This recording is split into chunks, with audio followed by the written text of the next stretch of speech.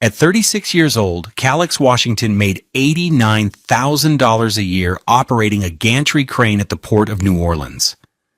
It was a good living, an honest one, built on skill, precision, and a healthy respect for the immense weight of the world he moved every day. This morning, however, the most devastating weight was not a 40-ton shipping container swaying precariously in the humid Louisiana air, but the silent, crushing presence of a pair of men's shoes in his own entryway. They were brown leather Cole Haans, a popular style he'd seen in department stores, probably a size 11 or 12. They cost about $150, and they were not his. He was supposed to be in Houston until Friday. The annual Gulfport's Logistics Conference was a mandatory trip, a blur of PowerPoint presentations in the freezing ballroom of a 4-star Hyatt, followed by networking events with lukewarm coffee. He hated it. He always feigned a last-minute project delay at the port to cut it short, usually arriving home a day early to surprise his wife, Tia. This year, the conference keynote had been so mind-numbingly dull, a droning lecture on RFID optimization, that he'd slipped out after the first session, hopped in his Ford F-150, and driven the 5 hours back to New Orleans through the night. He'd imagined her smile, the way her eyes would light up. He pictured surprising her with coffee and beignets from Café du Monde. Instead, at 6:32 a.m. on a Wednesday morning, he stood frozen on the threshold of his own life. The air in their Garden District home, a beautiful shotgun double they'd bought 3 years ago for $750,000, felt thick and wrong. It carried a faint alien scent, a cloying, spicy cologne that was decidedly not the clean, simple soap he used. And there, sitting neatly on the antique mahogany shoe rack he had painstakingly stripped and refinished himself, were the shoes. A stranger's shoes, a man's shoes. The sight of them was more violent than a punch, more final than a slammed door. They were an invoice for a debt he hadn't known he owed, a quiet declaration that the life he'd left behind on Monday was not the one he had come home to. He had been a crane operator for 15 years. He knew how to calculate load, stress, and breaking points. In that single, silent moment, every support structure in his world failed at once. The life Calix and Tia had built was, on the surface, a portrait of modern black success in the South. He was the steady, blue-collar bedrock. She was the vibrant, ambitious socialite. Their love story had begun 10 years prior, a chance meeting at the New Orleans Jazz and Heritage Festival. He was captivated by her laugh, a bright musical thing that cut through the thick, festive air. Her luminous, deep brown skin glowed under the April sun. She had told him she loved that he was a man who built things, who worked with his hands. He loved that she was a woman who seemed to build worlds with her words, her connections, her effortless charm. They dated for 3 years before he proposed on the St. Charles streetcar, the antique trolley rattling past the grand mansions of the Garden District. He'd presented her not with a massive, ostentatious diamond, but a simple, elegant sapphire ring that cost him $3,000, a full month's salary at the time. It was the exact color of her favorite dress. She had cried and said it was perfect. Their wedding was a small, beautiful affair at a botanical garden, surrounded by friends and family. His side was mostly port workers and their families, solid people with calloused hands and warm smiles. Her side was a collection of artists, nonprofit directors, and boutique owners, people who spoke of gallery openings and fundraising galas. Calix felt a little out of place among them, but Tia's hand in his was a constant, warm anchor. Their first home was a modest rental in the Bywater, but Tia had her eyes set on the Garden District. "It's not just a house, Calix," she'd said, scrolling through listings on her $1,300 MacBook Air. "It's an investment. It's a statement about where we're going." He was hesitant. The $750,000 price tag felt like an anchor that could pull them both under. His own father had worked at the same port, raising 3 kids in a small but paid-for house in Gentilly. His financial philosophy was simple: don't owe anyone anything you can't pay back tomorrow. But Tia was persuasive. She drew up budgets, showed him projections, and painted a picture of a life filled with garden parties and influential neighbors. "This is our future, baby," she'd whispered, her head on his chest. He had relented. He loved her, and he wanted her to be happy. They secured the mortgage, draining a significant portion of his carefully managed retirement savings for the $150,000 down payment. The house became Tia's masterpiece. She had an eye for design, he had to admit. She filled the double parlor living room with expensive modern furniture from a boutique on Magazine Street that probably cost more than his truck, a 2015 Ford F-150. With 150,000 miles on it, that was paid in full.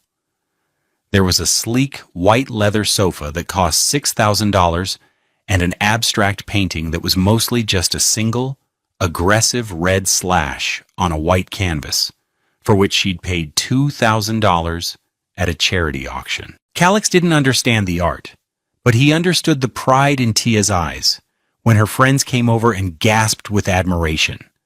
Her spending became a quiet, constant hum in the background of their marriage. A $2,400 Burberry trench coat appeared in the closet. "It's a classic, Calix. It will last forever." A $5,000 Peloton bike was installed in the spare bedroom. "It's for our health, baby. We have to invest in ourselves." He'd nod, looking at his simple $89 Timex watch, the one with the cracked face he'd had for 10 years, and wonder if they lived in the same financial reality. But his $89,000 salary was direct deposited into their joint account every 2 weeks, and the bills were always paid. He trusted her. He trusted her to manage their shared dream. His life was the port. The smell of diesel and salt water, the screech of metal on metal, the camaraderie with the other operators in the break room. He found a deep satisfaction in the work, in the feeling of lifting a 40-ton box from the deck of a ship as if it were a child's toy and setting it down gently on a waiting truck chassis. From his cab, 200 feet in the air, the world was a logical, orderly place. Everything had a system, a procedure. You followed the rules, you stayed focused, and everyone went home safe. The contrast between his world and hers was stark. He'd come home, his work boots caked with grime, smelling of the industrial waterfront, and find her dressed for a gallery opening in a $400 dress, smelling of a perfume that cost more than his weekly grocery bill. "Don't you want to come?" she'd ask. "You should meet these people." In the beginning, he tried. He'd put on his one good suit, a $700 offering from a department store, and stand awkwardly in a room full of people discussing postmodernism and the merits of a new biodynamic wine bar. He felt like an exhibit himself, Tia's crane operator husband. They'd look at his hands, broad and calloused, and their eyes would glaze over with a kind of polite disinterest. After a while, he stopped going. "You go have fun, babe," he'd say, kissing her cheek. "Tell me all about it when you get home." And she would, her stories a whirlwind of names he didn't know and places he'd never been. He thought it was their arrangement, their balance. He was the foundation. She was the beautiful facade. He had no idea the foundation was just there to be looted. The most poignant symbol of their diverging paths sat dormant in the smallest bedroom. It was supposed to be a nursery. When they first bought the house, they'd talked endlessly about children. Calix wanted a son to teach how to fish, a daughter to carry on his shoulders. Tia had seemed excited, too. They'd painted the room a soft, hopeful yellow. Calix had assembled a beautiful oak crib that cost $800, and on the changing table, Tia had placed a $199 Nanit baby monitor. "It's the best one," she'd said. "It tracks their breathing. We can watch from our phones." But the years passed, and the timing was never right for Tia. First, it was a big project at the nonprofit where she volunteered.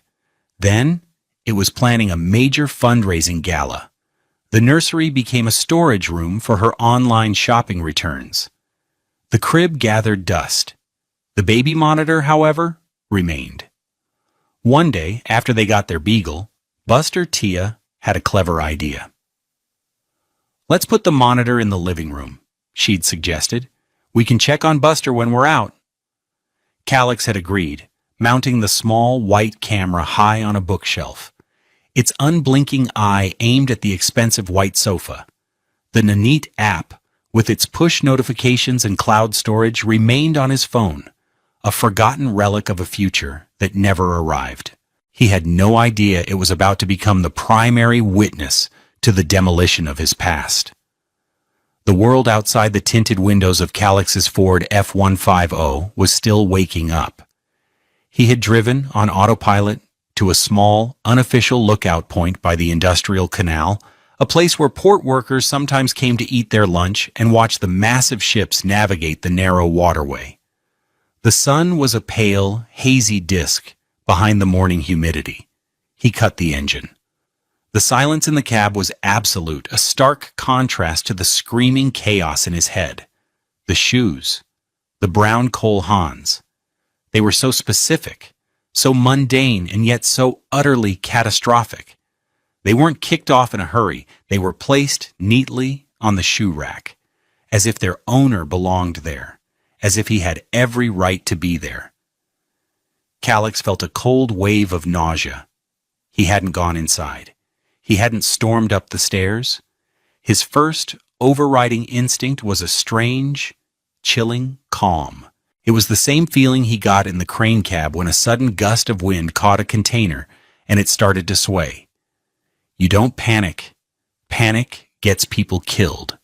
You breathe, you focus, you assess the situation, you regain control. He pulled his phone from his pocket. His fingers felt thick and clumsy.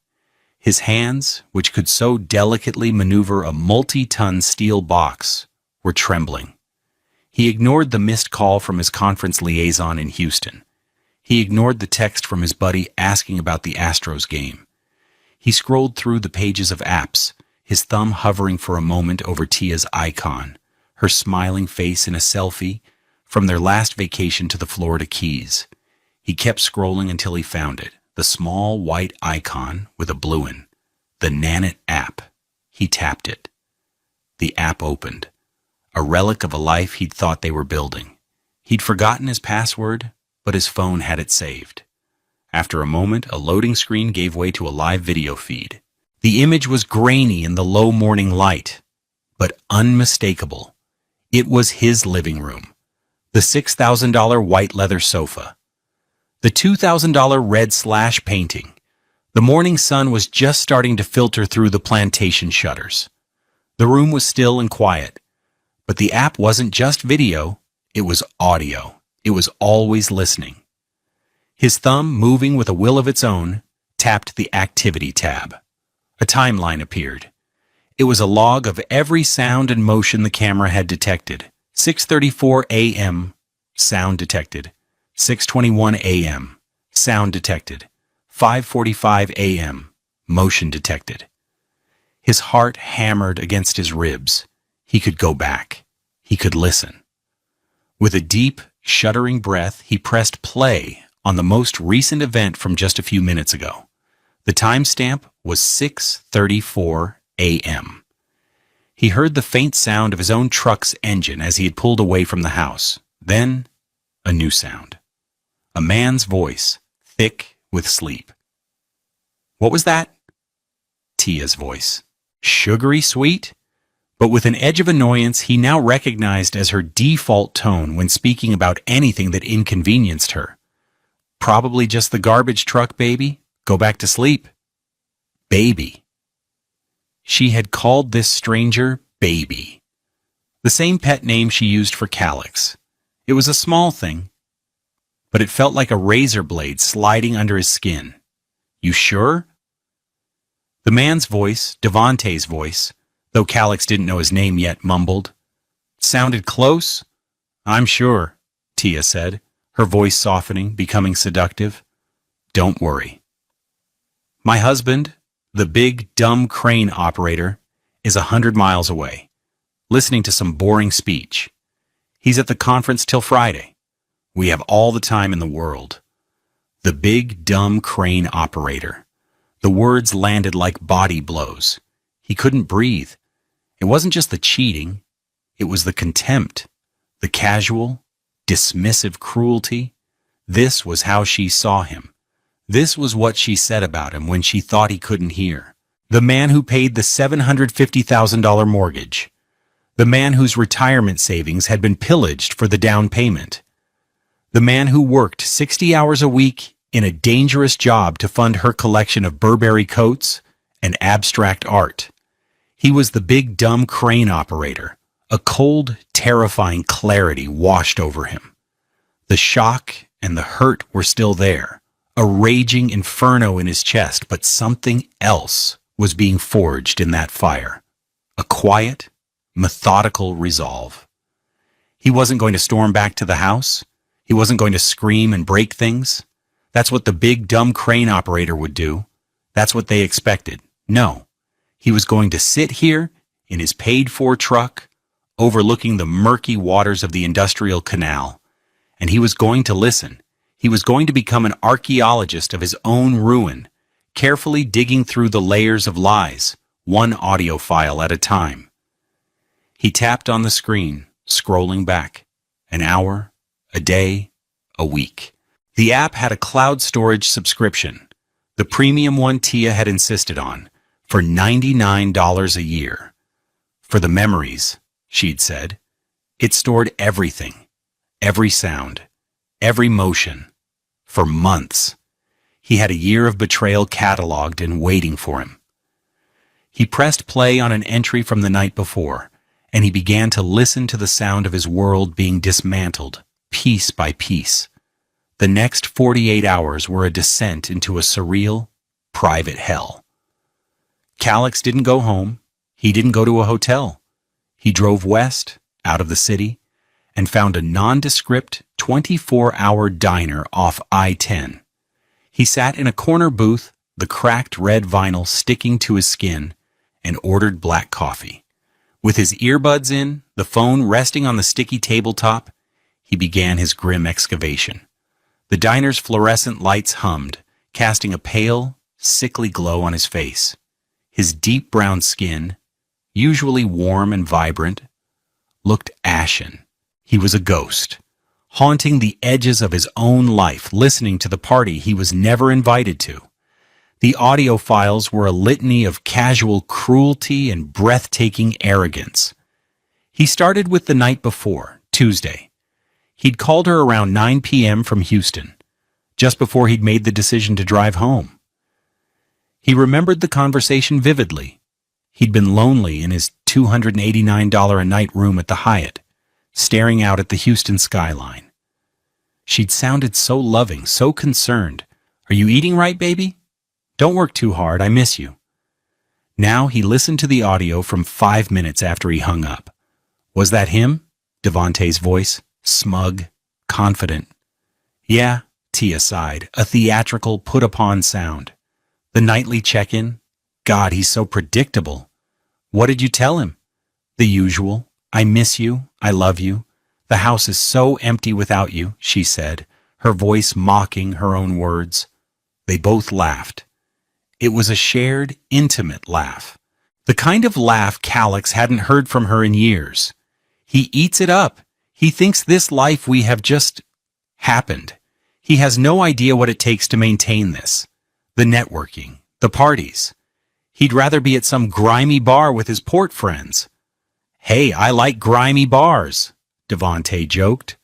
Not the way he does, Tia said, her voice turning sharp. He thinks a good time is a $10 pitcher of beer in a Saints game. He has no ambition. He's content to be a glorified forklift driver for the rest of his life. If it weren't for me, we'd still be living in that dump in the Bywater. Calix put the phone face down on the table. A waitress came by and refilled his cup. "You okay, honey? You look like you've seen a ghost." "Something like that," he mumbled. A glorified forklift driver, he who could thread a 50-ton container through a gap with inches to spare 200 feet in the air in a 30-mile-per-hour crosswind. He whose salary paid for the very roof they were laughing under. The disrespect was a physical thing, a sour taste in his mouth. He kept scrolling back, a digital archaeologist unearthing his own cuckolding. He found the audio from the day he left for Houston, Monday morning.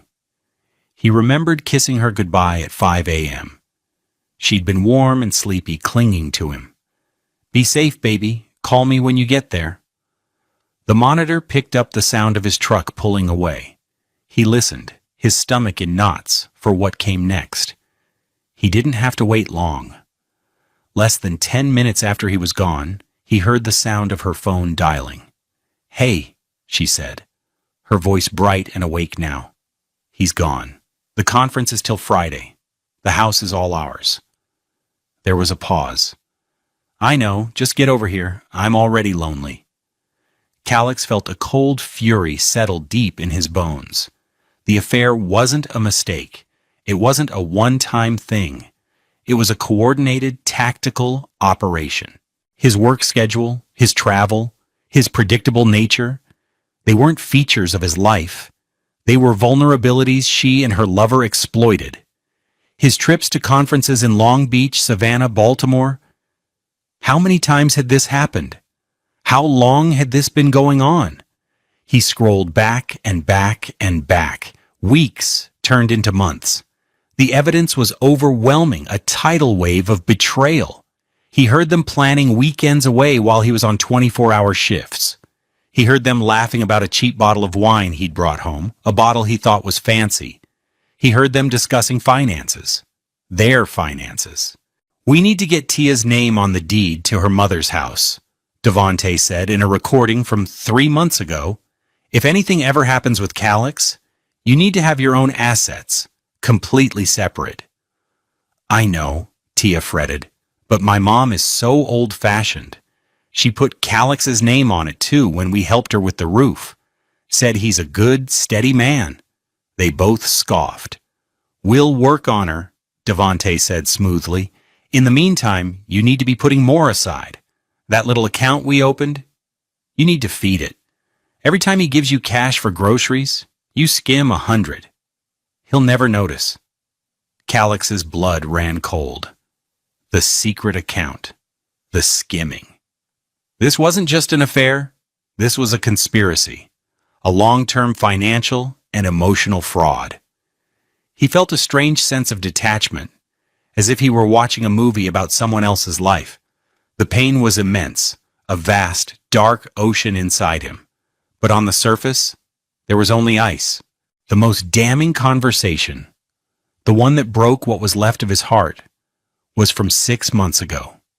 He'd been on a trip to a port in Virginia for a week. The audio was late at night. They were drinking wine. He could hear the clink of glasses. "Do you ever feel guilty?" Devante asked. It was the first time Calix had heard a single note of anything other than smug confidence in the man's voice. Tia was silent for a long moment. Calix leaned forward, straining to hear. "Sometimes," she admitted, her voice low. "He's a good man. He's simple. He loves me, in his way. He provides. He fixes things. He's reliable like a good appliance." A good appliance. "But I want more than that," she continued, her voice gaining strength. "I want passion. I want someone who challenges me, who gets my world. Calix. Calix thinks a perfect evening is watching a football game. He doesn't understand art. He doesn't understand culture. He doesn't understand me. Loving him is like living in a beautiful house that's always a little too cold. You're the one who makes me feel warm, Dev." Calix switched off the phone. He couldn't listen anymore. a good appliance, a simple man, the big dumb crane operator. It was all the same thing. He was functional, reliable, and ultimately disposable.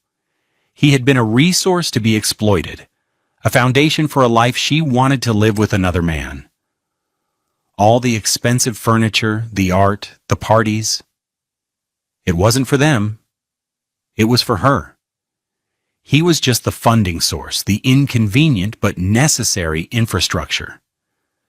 He stood up, leaving a $10 bill on the table for the coffee. He walked out of the diner into the bright, unforgiving light of Wednesday afternoon. The inferno of pain was still there, but now it was fueling an engine. A cold, quiet, meticulous engine of justice. He was no longer a husband. He was an operator. And he was about to execute the most precise, most controlled, most devastating maneuver of his life.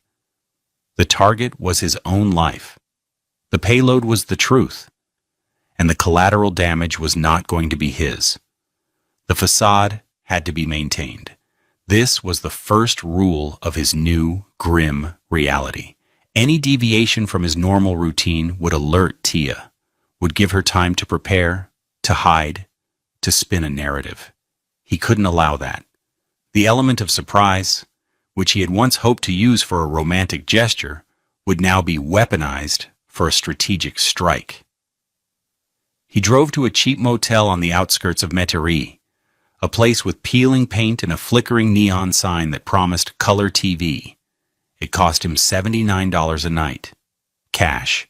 The room smelled of stale smoke and bleach. It was a universe, away from the $750,000 home in the Garden District. But it was safe. It was anonymous. It was his command center. The first order of business was the phone call. He had to call Tia. It was Wednesday evening, the time he usually called after the first full day of the conference. His heart hammered against his ribs as he dialed her number. He practiced his voice in the empty room. "Hey, babe." Too high, he cleared his throat. "Hey, babe." Too gruff.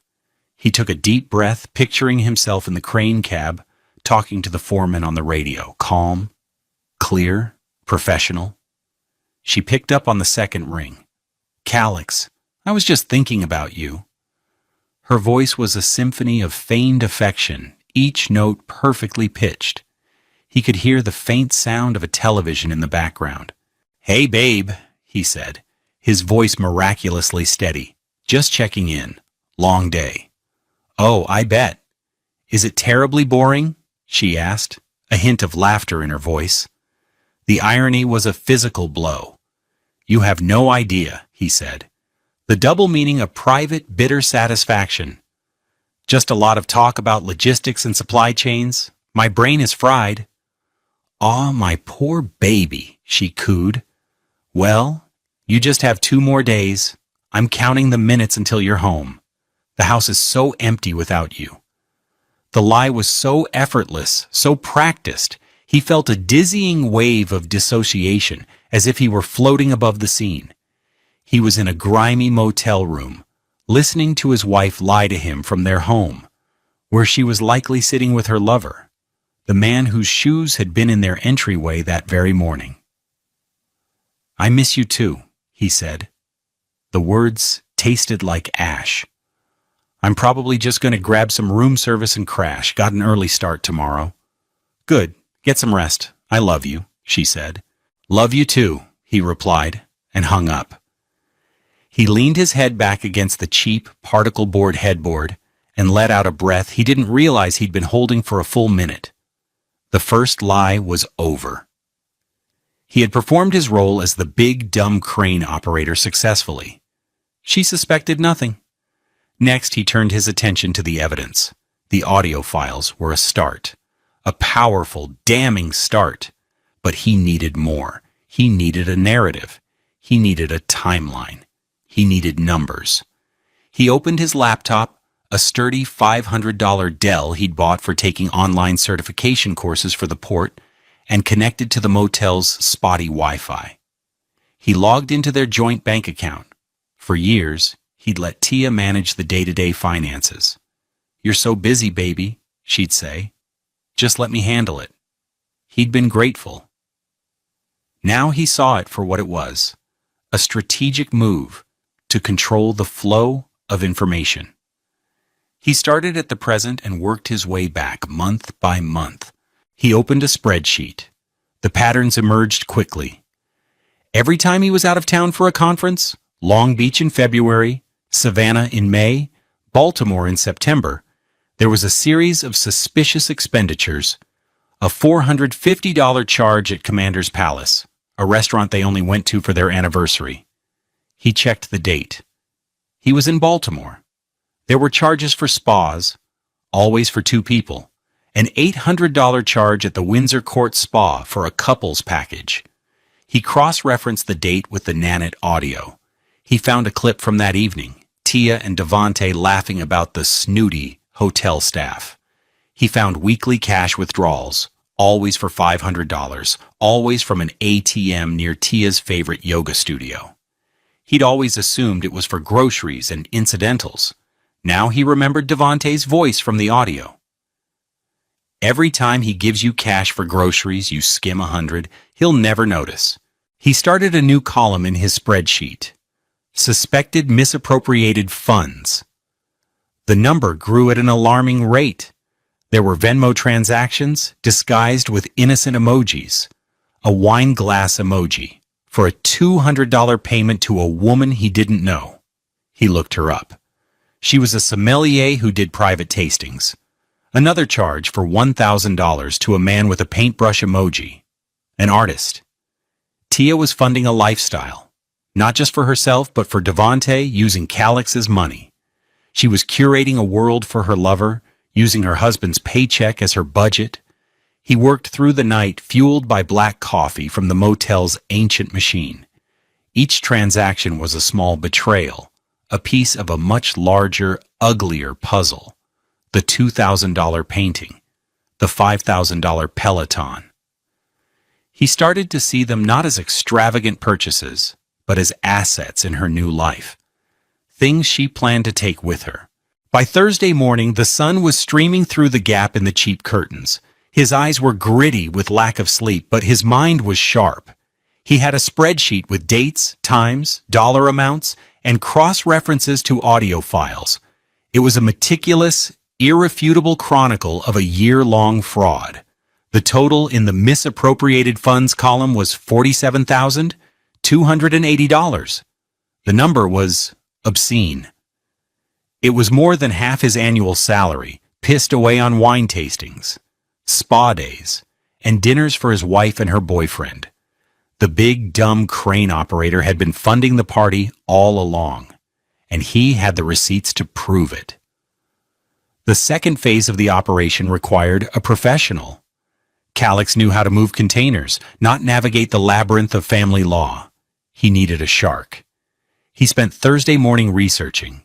He didn't search for divorce lawyer. He searched for New Orleans' most ruthless litigator. The same name kept coming up, Alexandria Broussard. Her website was sleek and intimidating. Her picture showed a sharp-featured black woman in her late 40s with intelligent eyes that seemed to see right through you. Her hair was a crown of elegant silver-streaked locks.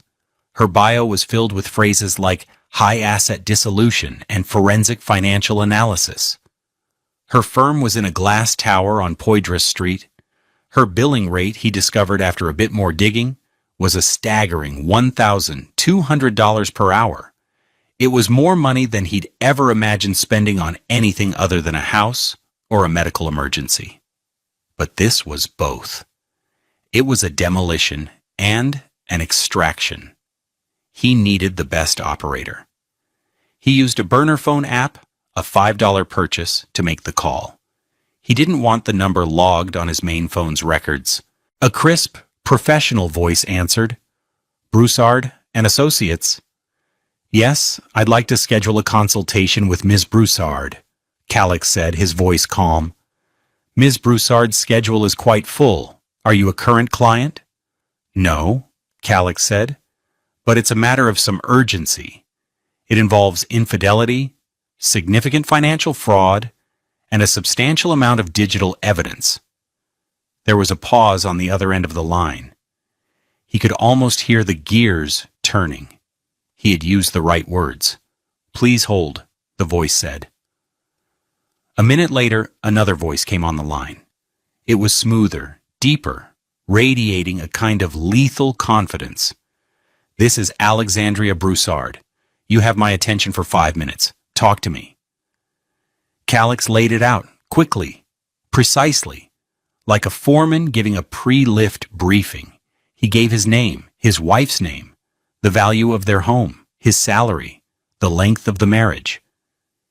He mentioned the conference in Houston. He mentioned the brown Cole Haan shoes. He mentioned the Nanite baby monitor. "You have audio?" Broussard asked, her voice sharpening with interest. "I have a year's worth of it," Calix replied. "Cloud-stored, time-stamped. I also have a spreadsheet detailing approximately $47,000 in misappropriated marital funds, cross-referenced with the audio." The silence on the other end was profound. It was the silence of a predator that has just spotted a particularly slow, fat wildebeest. "Mr. Washington," she said, her voice dripping with something that sounded like admiration, "cancel your afternoon. I'm clearing my calendar. My assistant will send you a link for a video call at 2 p.m. and a retainer agreement. The retainer is $25,000. Calix didn't even flinch. "I'll have it paid within the hour." "I have a feeling," Alexandria Broussard said, a hint of a smile in her voice, "that you and I are going to do great things together." The video call was like being expertly field-dressed. Ms. Broussard appeared on his laptop screen, framed by a panoramic view of the New Orleans skyline from her corner office. She wore an $8,700 Armani suit. She was all business. "Let's begin, Mr. Washington. Walk me through it, from the beginning." For the next hour, Calix told her everything. He shared his screen, showing her the spreadsheet. He played her a few choice audio clips. Tia, calling him a big dumb crane operator. The conversation about the secret bank account. The good appliance comment. Broussard listened without interruption, her face an unreadable mask, but he could see a glint in her eyes. It was the look of a master craftsman admiring a rare piece of material. When he was finished, she leaned back in her chair. "Mr. Washington, this is not a divorce case. This is a corporate dissolution. Your wife has been operating a hostile entity within your shared life, systematically embezzling funds and assets. The infidelity is, from a legal standpoint, the least interesting part of this. It's the color. The financial fraud, backed by this level of irrefutable, time-stamped evidence, it's the kill shot." She laid out the strategy. It was cold, precise, and brutal. "We file on Friday morning. The petition will include a motion for exclusive use of the marital home, based on her adulterous conduct within it. We will attach a summary of your financial analysis as Exhibit A. We will attach a photograph of the shoes as Exhibit B. And we will attach a USB drive with a curated 48 hours of audio as Exhibit C. We will serve her at the house at 9:15 a.m. By 9:30, her world will have ended. She just won't know it yet." She gave him homework. He was to go to a print shop and get a high-quality 8x10 glossy photograph of the picture he'd taken of the Cole Haan shoes. He was to go to an electronics store and buy a brand new USB drive. He was to spend the rest of the day and night curating the audio files. The most damning, most contemptuous, most financially incriminating clips. "I want a highlight reel of her disdain," Broussard instructed. "I want the judge to feel personally insulted on your behalf." He had to call Tia one more time that evening to maintain the fiction. "Hey, babe," he said, his voice a perfect imitation of a weary traveler. "Hey, how was your day?" She chirped. "More the same. I'm so ready to be home." "Me too. I'm going to make your favorite on Friday night. red beans and rice. The thought of her in his kitchen, cooking for him, after everything he now knew, was so grotesque it was almost funny. "Sounds great, babe," he said. "Looking forward to it." He hung up and got to work. He was a man with a mission. He was no longer Calix Washington husband. He was Alexandria Broussard's newest, most promising associate, preparing the case of a lifetime. His own. Friday morning broke over New Orleans with a fragile, pearlescent light. Calix had not slept.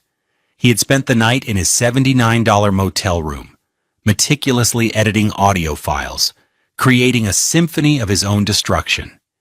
He had isolated the cruelest remarks, the most blatant financial plotting, the most intimate moments between Tia and Devante. He arranged them chronologically, a 2-hour highlight reel of his life's biggest failure. Listening to it was an act of profound self-punishment, but with each clip he saved, a layer of grief was replaced by a layer of cold, hard resolve. This was not about emotion anymore. This was about data. At 7 a.m., he showered and dressed. He didn't put on his usual work jeans. He put on the one good suit he owned, the $700 charcoal gray suit he'd bought for his father's funeral. He looked at himself in the motel's cheap, warped mirror. The man looking back was thinner, his eyes shadowed with exhaustion. But he stood straighter. The big, dumb crane operator was gone. In his place was a man who understood the precise application of overwhelming force. He met Alexandria Broussard at 8 a.m., sharp in the lobby of the civil courthouse. She was a vision of intimidating elegance in a navy blue power suit that probably cost $4,000. She gave him a single appraising nod. "You look ready, Mr. Washington." "I am," he said. His voice was steady. In her hand, she held a thick file folder. She handed him a pen. "Sign here, here, and here." He signed the divorce petition. He initialed the motion for exclusive use of the family home. He signed the affidavit attesting to the authenticity of the evidence. His signature was firm, unwavering. He handed the folder back to her. Tucked inside was the glossy 8x10 photograph of the brown Cole Haan shoes, looking obscene in their clarity. Also inside was the small black USB drive, loaded with $47,000 worth of betrayal. "The process server is on standby," she said, checking her watch, a gold Cartier that was likely worth more than his truck. "He's a very large, very stoic man named Frank. He will arrive at your house at exactly 9:15 a.m. I have instructed him to wait until your wife physically takes the documents into her hands. Once she is served, I will file this petition electronically. It will be time-stamped. There will be no ambiguity." She put a hand on his arm, her first and only gesture of personal contact. "Now comes the hard part, Calix. The silence. Your phone is going to explode. You will not answer. You will not respond to texts. You will not engage. You are a ghost. All communication goes through me. Do you understand?" "Yes," he said. "Good," she nodded, her professional mask back in place. "Go get some coffee. I'll text you when it's done." Calix walked out of the courthouse into the bright morning. He didn't go for coffee. He drove his F-150 to the Garden District, parking it several blocks away from his own home, under the shade of a massive live oak tree. He couldn't stay away.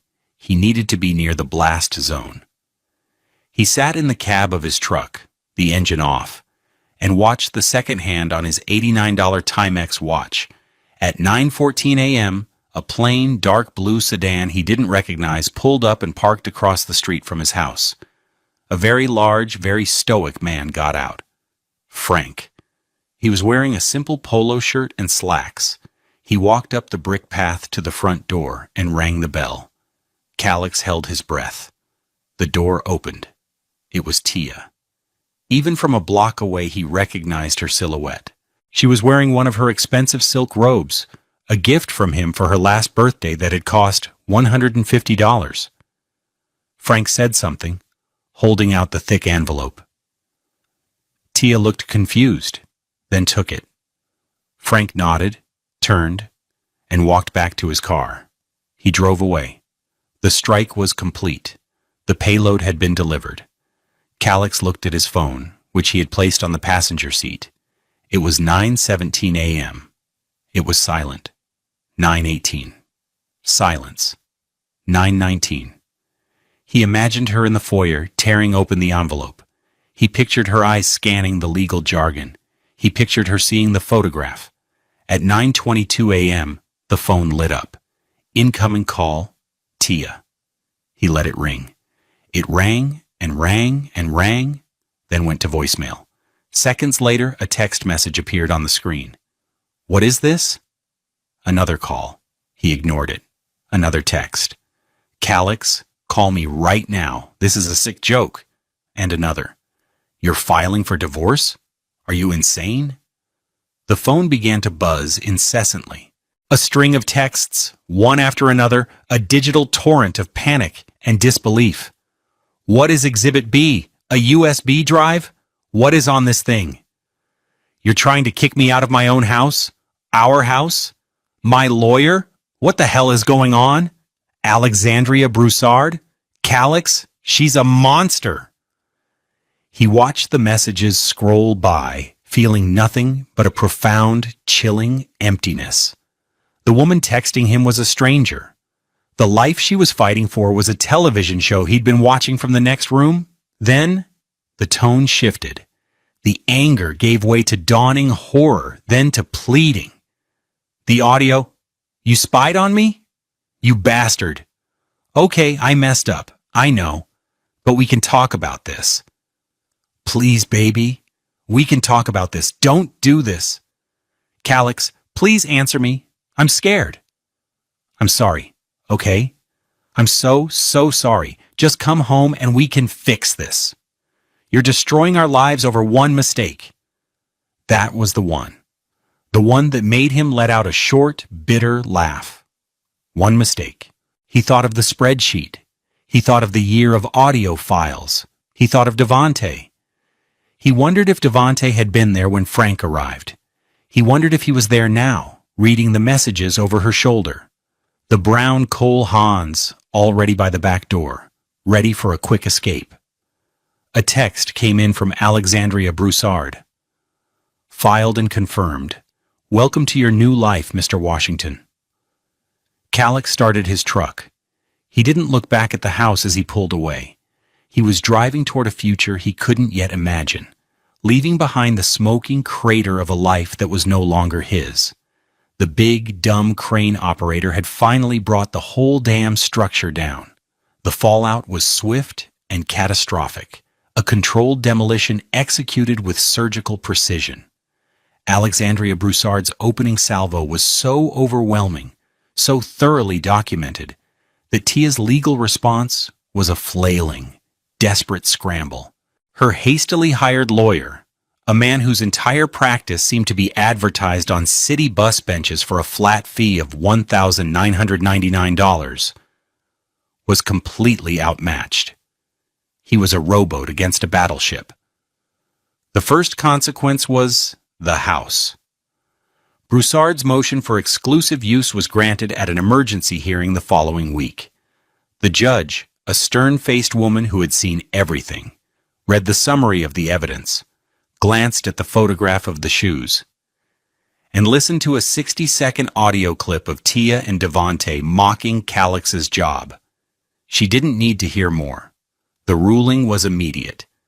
Tia was given 30 days to vacate the $750,000 property. She was permitted to take only her personal belongings, a list to be approved by Calix's legal team. Every piece of furniture, every piece of art she had so carefully curated, was deemed a marital asset purchased with marital funds. It stayed. The second consequence was financial. Broussard's initial settlement offer was not a negotiation. It was a surrender document. It stated, in no uncertain terms, that due to the egregious and sustained pattern of financial fraud, Calix would be retaining 100% of his retirement accounts, which, after 15 years of diligent 15% contributions, totaled over $400,000. He would retain 100% of the equity in the house. Tia, in turn, would be entitled to none of it. Furthermore, the offer stipulated that Tia was to repay her half of the documented $47,280 in misappropriated funds. Her lawyer protested, calling it draconian. Broussard responded by threatening to depose Devante, as well as every spa manager, restaurant owner, and art dealer on the spreadsheet, a move that would be both humiliating and legally devastating for Tia. The protest was quickly withdrawn. The third consequence was Devante. His name, which Calix finally learned from the legal filings, was Devante Miller. When Tia, in a panic, turned to the man she had called her passion, he evaporated like morning mist. He was, as it turned out, a bartender at a trendy cocktail lounge with $50,000 in student loan debt and a shared apartment in a less fashionable part of town. The life of sophisticated leisure he had enjoyed with Tia was entirely funded by Calix. Once that funding was cut off, so was his interest. He blocked her number. He vanished from social media. The man for whom Tia had risked everything was a mirage, and when the money dried up, he disappeared. His brown Cole Haan shoes, Calix imagined, were already walking toward their next target. The fourth consequence was social. The story, in its brutal, specific detail, leaked out. The Garden District is a small world, and gossip travels faster than the streetcar. The narrative was not one of a simple affair. It was the story of the quiet, hard-working crane operator and the ambitious, cheating wife, who called him an appliance. Sympathy, universally, fell with Calix. The precision of his strike, the quiet dignity with which he conducted himself, was seen as a sign of immense strength. Tia, on the other hand, was seen as both cruel and foolish. The friends who had once admired her expensive home and art collection now crossed the street to avoid her. The invitations to galas and gallery openings dried up. She was an outcast from the very world she had tried so hard to build, a world that, it turned out, was built on her husband's foundation. Tia's downfall was enumerated in a series of final, pathetic text messages sent to Calix before Broussard had her number blocked. She lost the house. She lost the money. She lost her social standing. She lost the lover who was never really hers. She was forced to move into a small, one-bedroom apartment above a laundromat, a place that cost $900 a month in rent. Her six-figure lifestyle, funded by deceit, had ended. She was left with nothing but her expensive clothes, which looked absurd in her new cramped reality, and the bill for her own betrayal. The consequences were not a punishment inflicted by Calix. They were simply the invoice for her own choices, delivered with cold, undeniable accuracy. 1 year later, the Louisiana sun beat down on the sprawling concrete expanse of the Port of New Orleans.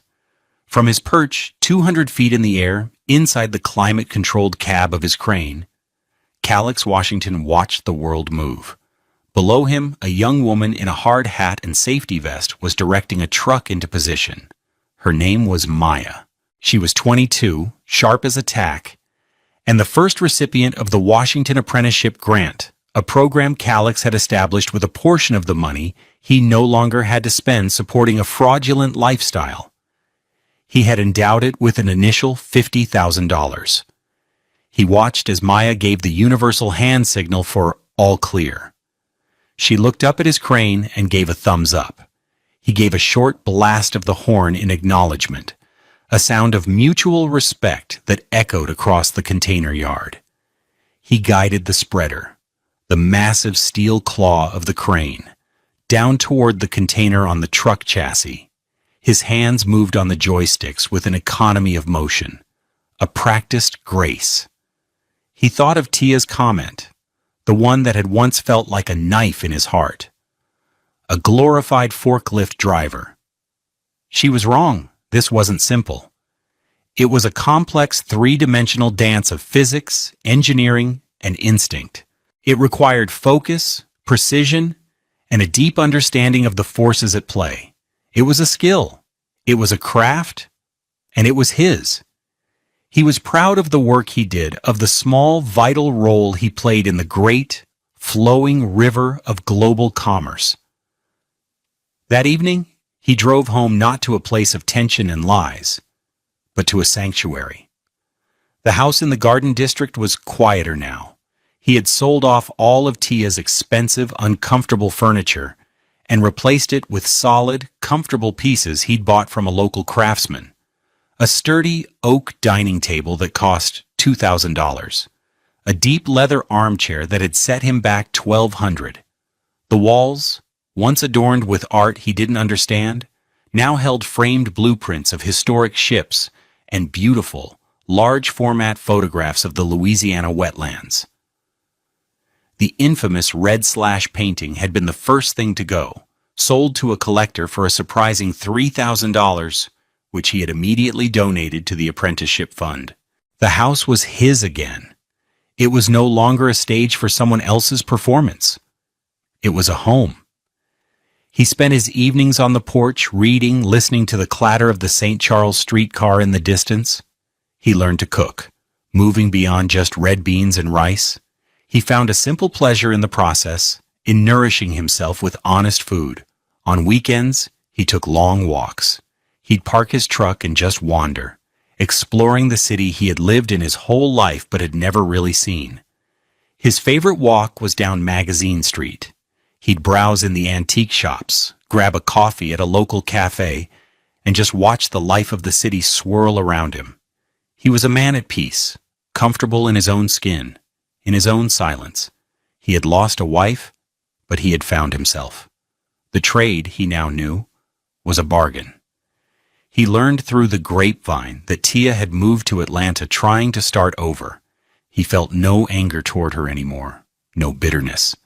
He felt only a kind of distant pity. She had been chasing a fantasy, a life she saw in magazines, and had destroyed the real, solid life she already had in the process. He hoped she found some kind of peace, but he knew it was no longer his concern. He had forgiven her. Not for her sake, but for his. Forgiveness was the final act of letting go, the last container to be lifted and set aside, leaving his own deck clear for the journey ahead. We think that wealth is something we can buy, something we can display. We measure it in square footage, in designer labels, in the price of the art on our walls. We chase a life that looks good on the outside, a facade of success for others to admire. But a foundation built on lies will always crumble. True wealth isn't in a $750,000 house or a $2,400 coat.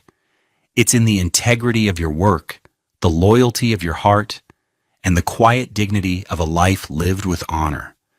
It's the kind of wealth that can't be embezzled or stolen. It's the solid ground you build for yourself, one honest day's work at a time. That is a structure that will stand forever. What do you think is the true measure of a person's wealth? Let us know in the comments below.